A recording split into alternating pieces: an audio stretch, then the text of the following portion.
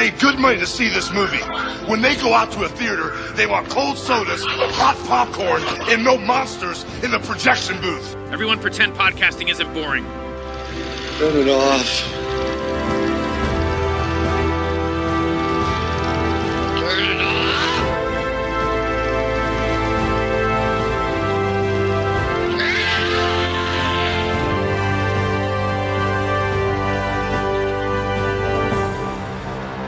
Welcome to Mobile Industries Life Simplified. Daddy, look how real they are. Our brand new series. The most sophisticated AI on the planet. Daddy, can we get her, please? Think about your family, about Maggie. I'm sorry. This is the world now. Oh, what have you done to my heart? Should I prepare dinner? Not the same as Mom. You smile and my heart so long. Suffering is not productive, Nick. I can help you. It seems to have quite its own design.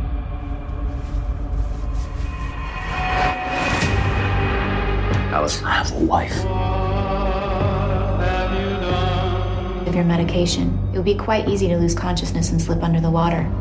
Imagine how upset Nick would be if you die. What's wrong? She won't live long, Nick, but I figured out a solution. You do so much for everyone. Let me do this for you.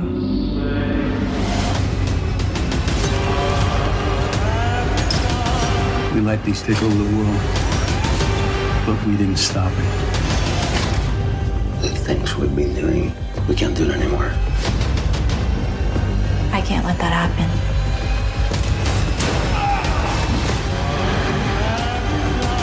No one can find out about this.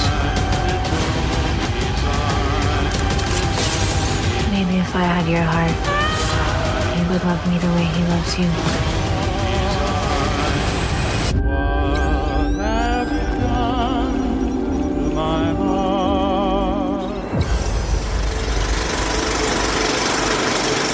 Hey folks, welcome to a special episode of The Projection Booth. I'm your host, Mike White. On this episode, I'm talking with director S.K. Dale, all about his latest film, Subservience.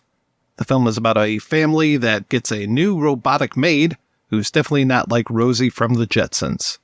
Thank you so much for listening, and I hope you enjoyed this interview. Can you tell me a little bit about your background and how you got into filmmaking? I'm from Melbourne, and where I grew up was way out in the woods. So growing up as a kid and telling people you want to be a film director, you're laughed at a lot. But for some reason, I stuck to that dream and went to film school here in Melbourne, but really wanted to focus on making genre films and making action films. And the films that excited me the most are the ones that I was watching come out of Hollywood. So at a very early age, I was saving up for the whole year, and then I would come over to LA and I would try to meet anyone I could. What I love about that place is the film community, the creative community, and people. Every person you go to a bar is someone's writing a script and you want to hear stories, you want to talk. And I love that world. And yeah, and eventually after numerous years, I found myself a manager and managed to get myself, and I would actually do a short film each year before I came over. So I would save up, make a short film, fly over. And I had done this one horror short that just went viral and got a lot of people talking about and everything, and opened a lot of doors for me. And from that point on, yeah, it was just a wild ride of getting people allowing me to film things and make my childhood dream come true. Is that how Till Death came about? Was that kind of an entree to your first feature? Yes, correct. Yeah. Having that short film and going around, they saw that. And it was actually, because the short film itself was only 3 or 4 minutes.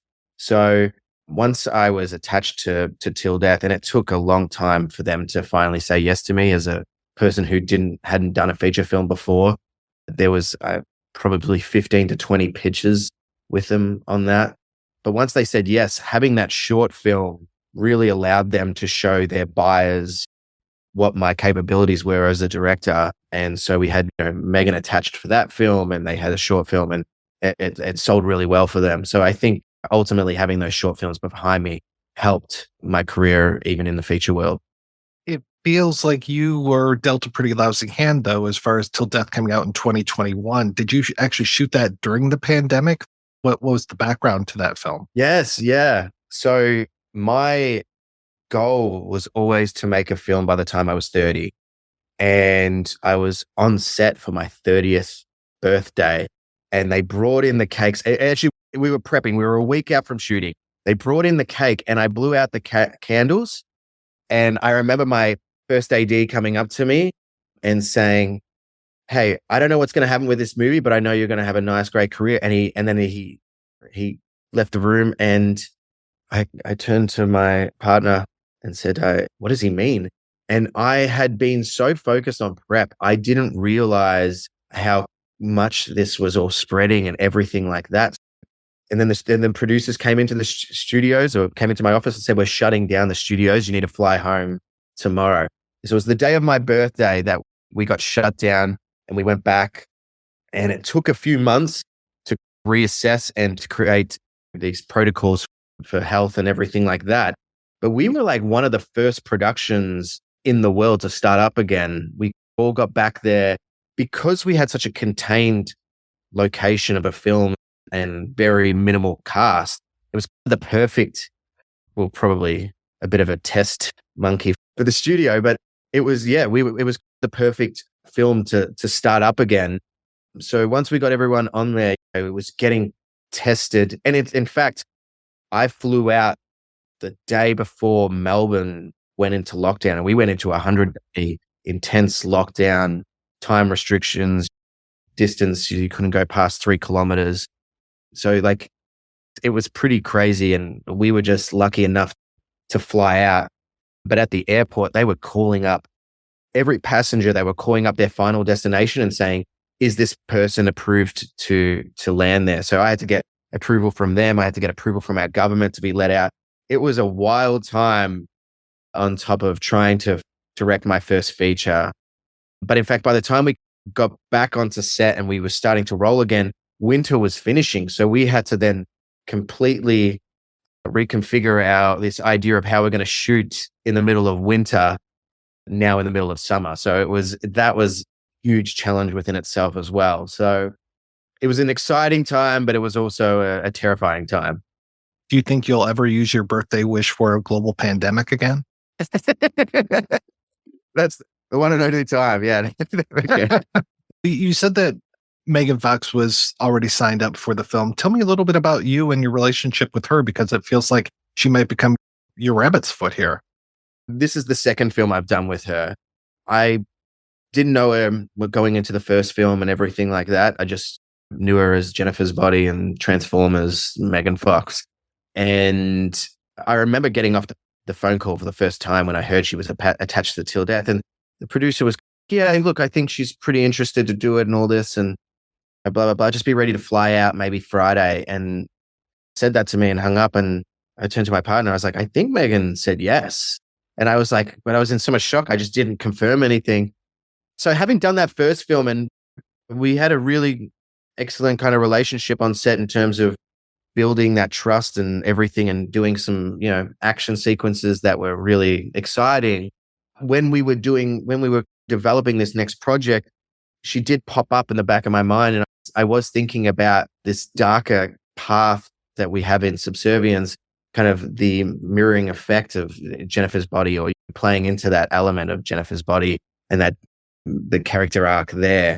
So that was exciting to me early on. And I also felt like it was a completely different performance that we would have to do to Till Death. And that was a big thing for me. So I didn't want to do the same thing twice with the same actor or actress. So I just was very excited by that idea of, okay, we've done this, now let's try do this. And ultimately we have these intimate scenes here that having that trust goes a long way with, in terms of building an environment and making everyone feel safe and comfortable and creatively able to explore those aspects of that scene.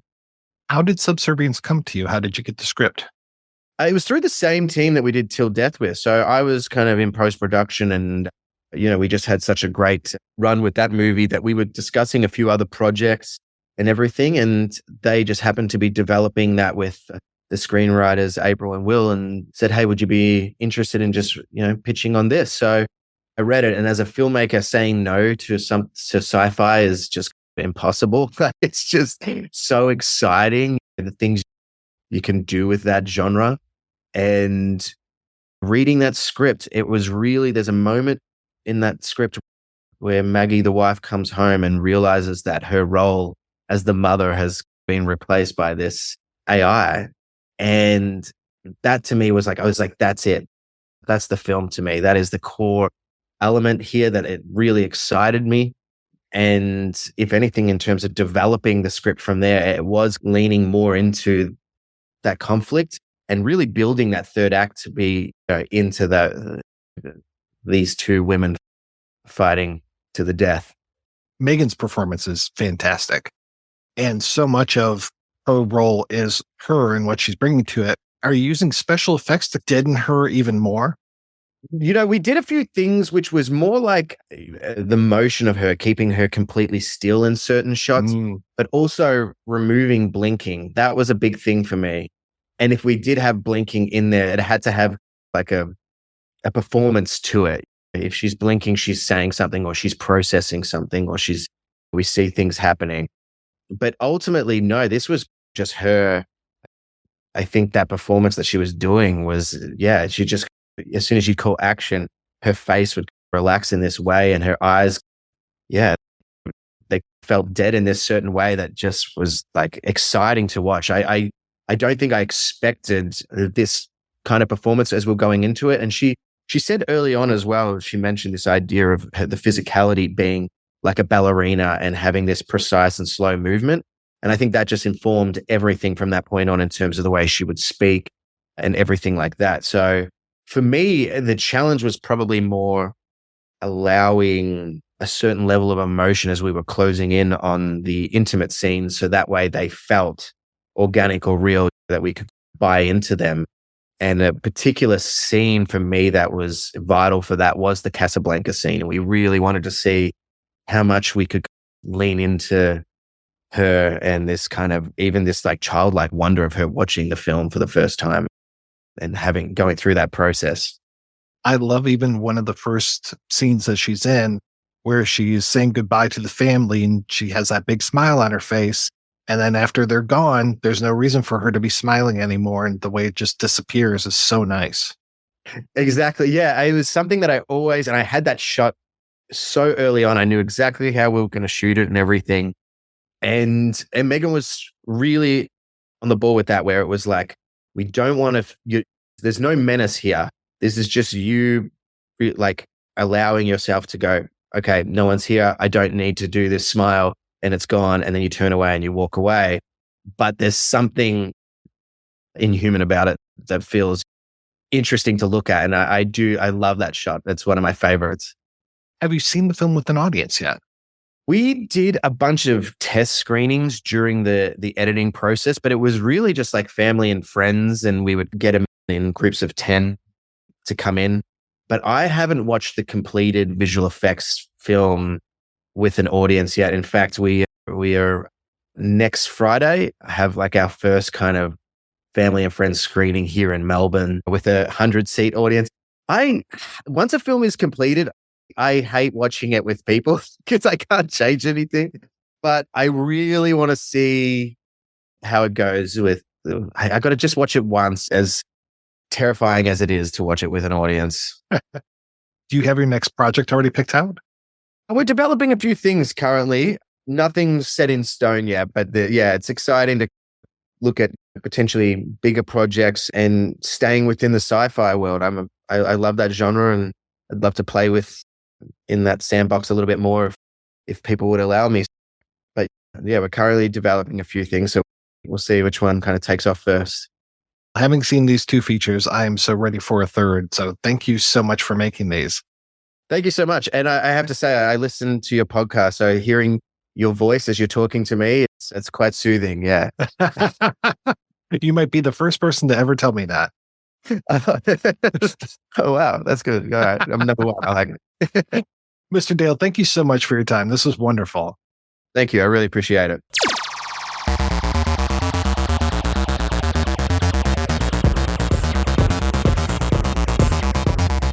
taxi robot, taxi robots, taxi robot, taxi robots, taxi robot, taxi robots, taxi robot, taxi robots. Taxi robot, taxi robots, taxi robot, taxi robots. She's trustable, irresistible, combustible. The best is digestible, so versatile. She will download files with instant love in metal style. Taxi robot, taxi robots, taxi robot, taxi robots.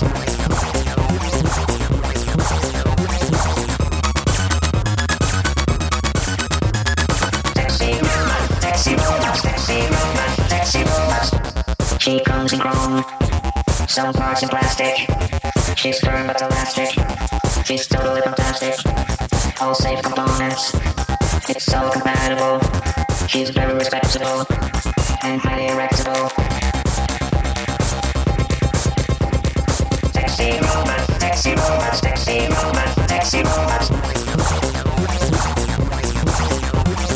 Taxi robot, taxi robots, taxi robot, taxi robots.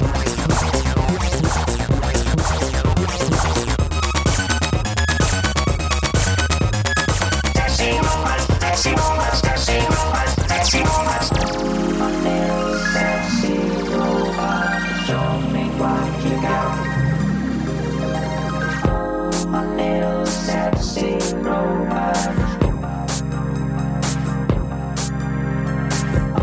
A little sexy robot, show me what you got. A little sexy robot.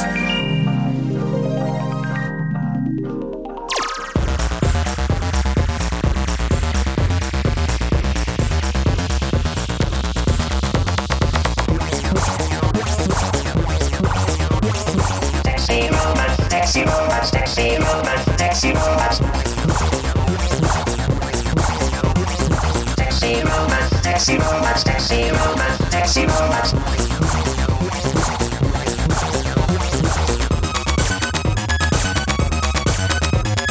Taxi robots, taxi robots, taxi robots, taxi robots.